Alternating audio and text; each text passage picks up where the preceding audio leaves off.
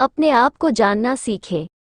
लोग दुनिया को जानने की बात तो करते हैं, पर स्वयं को नहीं जानते। जानते ही नहीं, बल्कि जानना ही नहीं चाहते। खुद को जानना ही दुनिया की सबसे बड़ी नियामत है। जो खुद को नहीं जानता, वो भला दूसरों को कैसे जानेगा? दूसरों को भी जानने के लिए पहले खुद को जानना आवश्यक है। इसलिए बड़े महानुभाव गलत नहीं कह गए हैं कि जानने की शुरुआत खुद से करो। एक महात्मा का द्वार किसी ने खटखटाया। महात्मा ने पूछा, कौन? उत्तर देने वाले ने अपना नाम बताया। महात्मा ने फिर पूछा कि क्यों आए हो? उत्तर मिला, खुद को जानने आया हूँ। महात्मा ने कहा, तुम ज्ञानी हो, तुम्हें ज्ञान की आवश्यकता नहीं। ऐसा कई लोगों के साथ हुआ। लोगों के मन में महात्मा के प्रति नाराजगी छाने लगी। एक बार एक व्यक्ति ने महात्मा का द्वार खटखटाया। महात्मा ने पूछा, कौन? उत्तर मिला, यही तो जानने आया हूँ कि मैं कौन हूँ। महात्मा ने कहा, चले आओ, तुम ही वह ज्ञानी हो जिसे ज्ञान की आवश्यकता है। बाकी तो सब ज्ञानी थे। इस तरह से शुरू होती है जीवन की यात्रा। अपने आप को जानना बहुत आवश्यक है। जो खुद को नहीं जानता, वो किसी को भी जानने का दावा नहीं कर सकता। लोग झगड़ते हैं और कहते हैं, तू मुझे नहीं जानता कि मैं क्या क्या कर सकता हूँ। इसके जवाब में सामने वाला भी यही कहता है।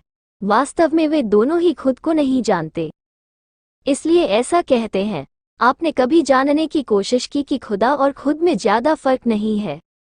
जिसने खुद को जान लिया, उसने खुदा को जान लिया। पुराणों में भी कहा गया है कि ईश्वर हमारे ही भीतर है, उसे ढूंढने की कोई आवश्यकता नहीं। सवाल यह उठता है कि अपने आप को जाना कैसे जाए। सवाल कठिन है, पर उतना कठिन नहीं जितना हम सोचते हैं ने। जिंदगी में कई पल ऐसे आए होंगे जब हमने अपने आप को मुसीबतों से घिरा पाया होगा। इन क्षणों में समाधान तो क्या, दूर दूर तक शांति भी दिखाई नहीं देती। यही क्षण होता है खुद को पहचानने का। इंसान के लिए हर पल परीक्षा की घड़ी होती है। परेशानियां मनुष्य के भीतर की शक्तियों को पहचानने के लिए ही आती हैं। मुसीबतों के उन पलों को याद करें तो आप पाएंगे कि आपने किस तरह उसका सामना किया था। एक एक पल भारी पड़ रहा था, लेकिन आप उससे उबर गए। आज उन क्षणों को याद करते हुए शायद से हट जाएं, पर उस वक्त तो आप एक कुशल योद्धा थे जिसने अपने पराक्रम से वह युद्ध जीत लिया। वास्तव में मुसीबतें एक शेर की तरह होती हैं जिसकी पूंछ में समाधान लटका होता है, लेकिन हम शेर की दहाड़ से ही इतने आतंकित हो जाते हैं कि समाधान की तरफ हमारा ध्यान ही नहीं जाता। लेकिन धीरे से जब हम ये सोचे कि अगर हम जीवित हैं तो उसके पीछे कुछ न कुछ कारण है।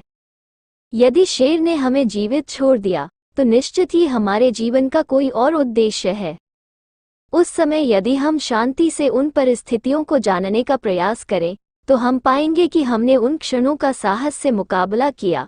यही से हमें प्राप्त होता है आत्मबल और शुरू होता है खुद को जानने का सिलसिला।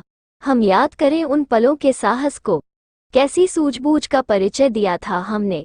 आज भी यदि मुसीबतें हमारे सामने आई हैं तो ये जान लीजिए कि वो हमें किसी परीक्षा के लिए तैयार करने के लिए आई हैं। हमें उस परीक्षा में शामिल होना ही है, यानी खुद की शक्ति को पहचान कर हमें आगे बढ़ना है। जीवन इसी तरह आगे बढ़ता है। ये बात हमेशा याद रखें कि जिसने परीक्षा में अधिक अंक लाए हैं उन्हें और परीक्षाओं के लिए तैयार रहना है। जो फेल हो गए उनके लिए कैसी परीक्षा और काहे की परीक्षा। याद रखें, मेहनत का अंत केवल सफलता नहीं है, बल्कि सफलता के बाद एक और कड़ी मेहनत के लिए तैयार होना है। बस।